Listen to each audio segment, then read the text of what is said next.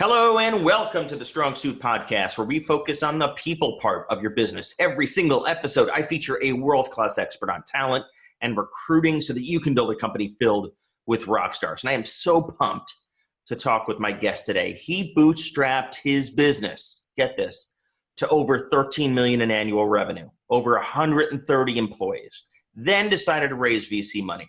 They are on a mission where every potential customer in the world will get a personalized online experience post-click. And I'm going to let him explain what that means. But let me tell you briefly about Tyson quick. Tyson is a serial entrepreneur, as many of them are. Started 3 companies, helped start 3 different companies, and he's really a digital marketing expert. And as I mentioned, he's built this team of Rockstars focused on helping their B2B customers scale their post-click optimization, something pretty important. If that wasn't enough, he's doing this globally. So he leads a team that's split in San Francisco, Poland, and I think Romania, if that wasn't difficult enough. So with all that set up, welcome Tyson Quick. How are you? Good. How you guys doing? Great to have you on telling us about the Instapage story. So why don't we spend just kind of 60 seconds on how you got to the idea behind Instapage? Yeah, absolutely. So this was a pretty interesting story, and one that's probably typical for a lot of companies that have made a pivot. So in 2010, early 2010, started a different company called Jounce. And we spent a couple of years, or not a couple of years, but about a year and a half building and then deploying this product to market. A problem that we quickly ran into is, this wasn't a if you build it, they will come type of product like most aren't. Most products you don't just build and then put out there and they go viral. So like most companies, we had to start running some customer acquisition channels, and we deployed a bunch of different digital advertising campaigns and were able to get pretty great engagement with the ads themselves. I mean, as best as we could hope for, thanks to the new, modern, sophisticated advertising tools, Facebook, Google. The problem that we saw, though, is we were only converting about 3% of all of the people that had already chosen to engage with our ads. And we thought this was kind of strange. This wasn't that we're just bombarding the, people with these ads and they weren't engaging with them. These are people that did engage with the ads, and then weren't converting once they did so. So it was not a cold audience. It was people that actually said, hey, right, I want to hear this message. Yeah, absolutely. I mean, this is a person that already chose to engage with an ad. So we're like, this doesn't make a lot of sense. 97% of everyone that engaged with this ad is not converting, is not signing up to try our online application. And so we started asking around. We said, hey, what are you guys seeing from different companies, a few different industries, just kind of get a sense of what is the conversion rates other people see. Is this just an outlier? Is our product not resonating with people? Sort of messaging off. And we kept hearing this between 3 to 5%, and 5% was more rare, but It was this just hovering around this 3% range. And we thought this just does not make sense to us. So we started looking at it, and my background is mostly in marketing, a little bit of product, but mostly marketing. And we started thinking a lot about it, and we came to the conclusion that advertising had evolved over the past couple hundred years to be increasingly personalized, in such that it was talking to a specific person searching for something specific. They had intent if they were on Google. Yeah. If they're on Facebook, it's someone who has shown interest in certain things. So it's gotten much, much better.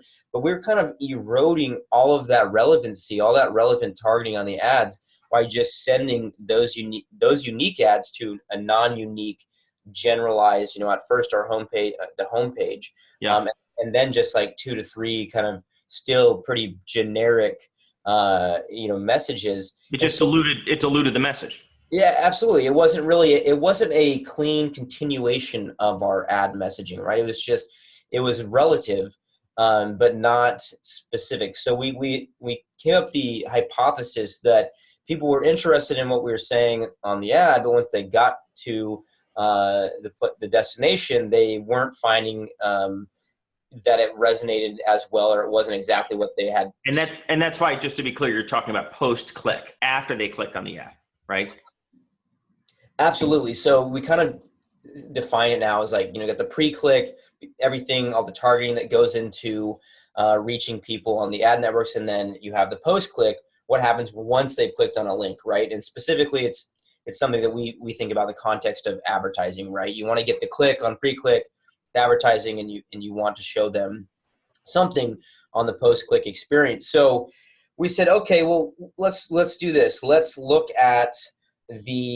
take our 10 top performing ad campaigns, and let's build out a much more unique, specific story that was just a continuation of that ad. So it was nothing else that our product does or offers. It was just a continuation of what we did with the targeting, and we immediately saw a boost to about 20%.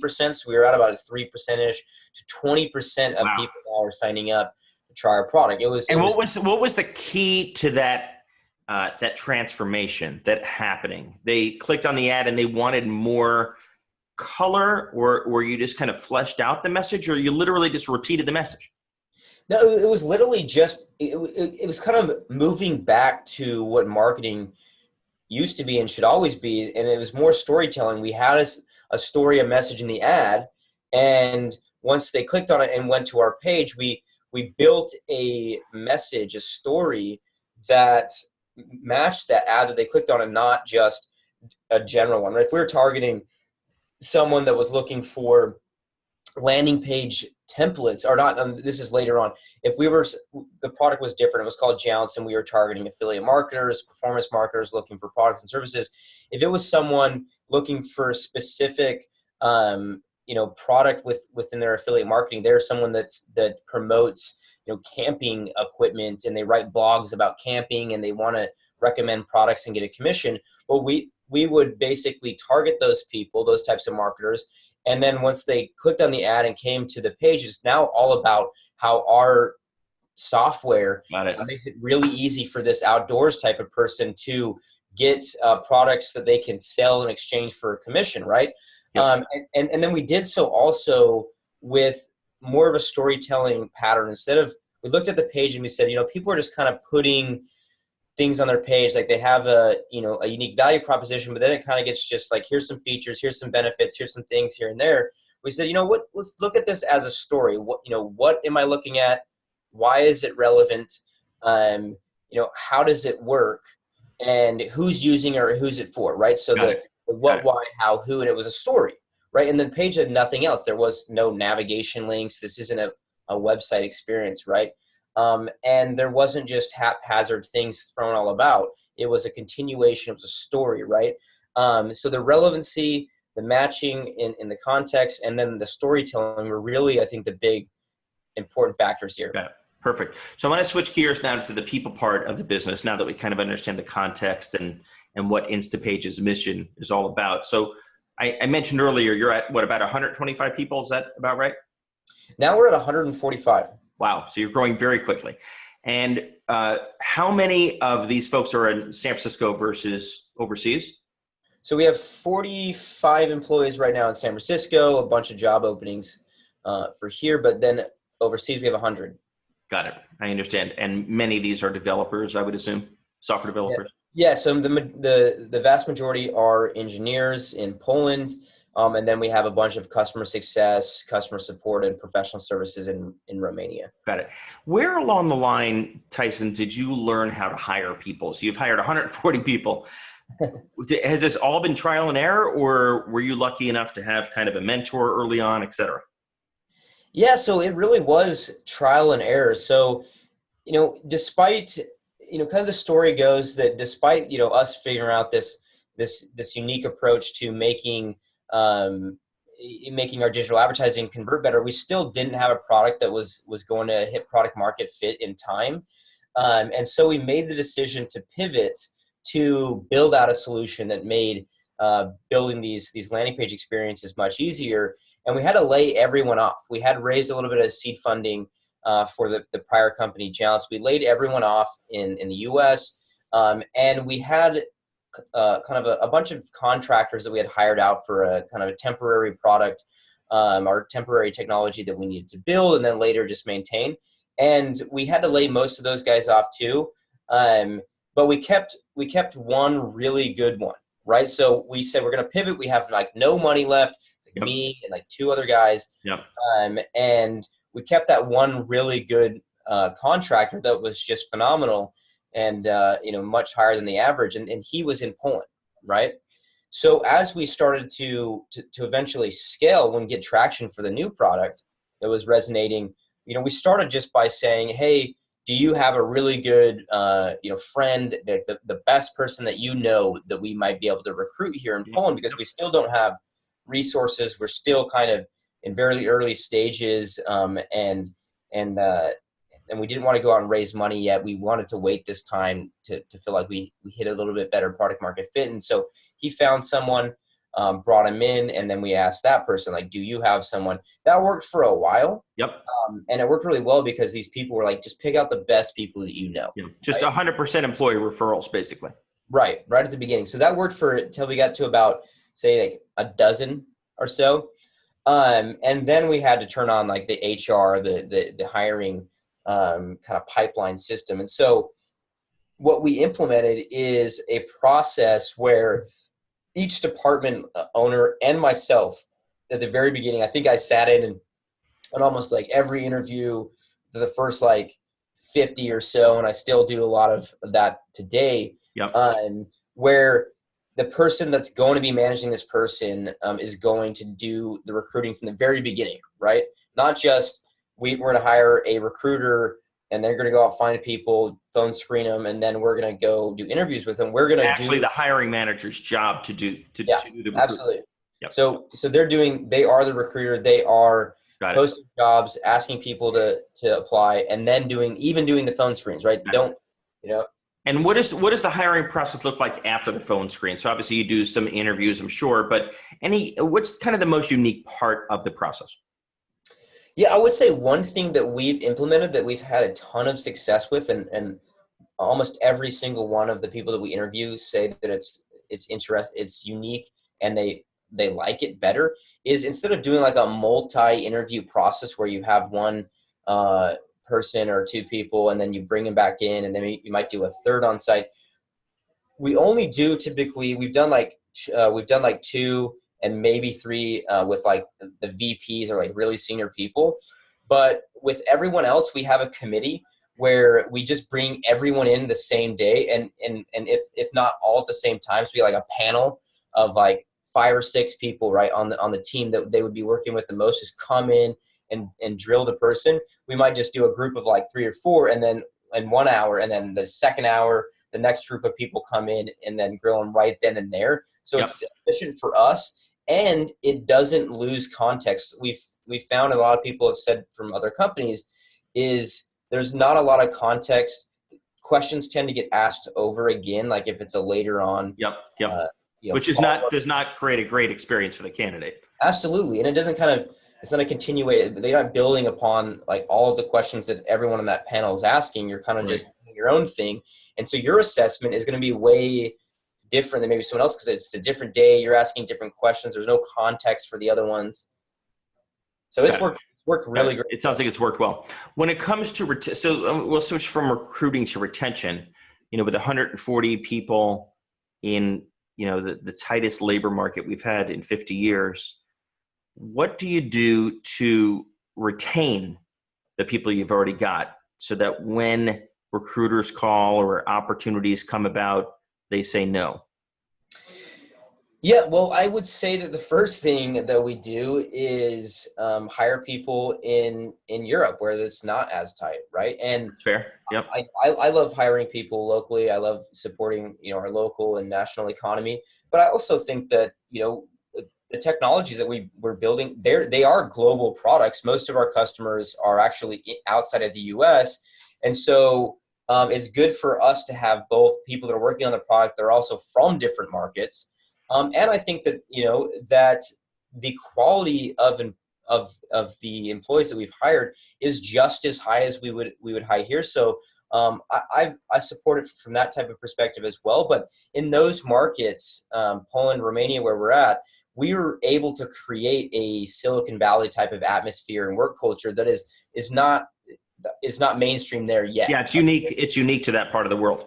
Yeah, absolutely. Here it's like, now here it's a little bit more difficult, right? Right. We have, especially here in San Francisco and Silicon Valley, we have lost people to Google, Facebook, Uber, you name it, like all the big Sure. names. And that's just really hard, right? Sometimes, You've lost, just so I'm clear, Tyson, you've lost candidates to them where you were both making offers to the same person, or you had employees leave to go to those companies? both. Yeah, Both. both. And so what advice would you give to someone who leads a smaller company Yeah, to give them the absolutely. best shot of that not happening? It's not possible all the time, but how do you Yeah. maximize your chances? Yeah, for sure. I think the most important thing to do is, and I would say that oftentimes when someone like a candidate, or even sometimes an employee like wants to leave to jump to one of those companies, sometimes it's not as big as a loss as you think, because we really are big believers that for a startup, you really need the people that want to come in and be part of that growth story, right? Be part of, like, in this stage of my career, I want to join a company that is growing really fast, that still has big opportunity. We're 145 employees. Just, 2 years ago, we were like 50, like 40, right? So we're growing really fast now. If you join like one of the big guys now, it's great for maybe having the logo on your LinkedIn, but you're not going to get the same type of experience growing and building a company, right? So Sure.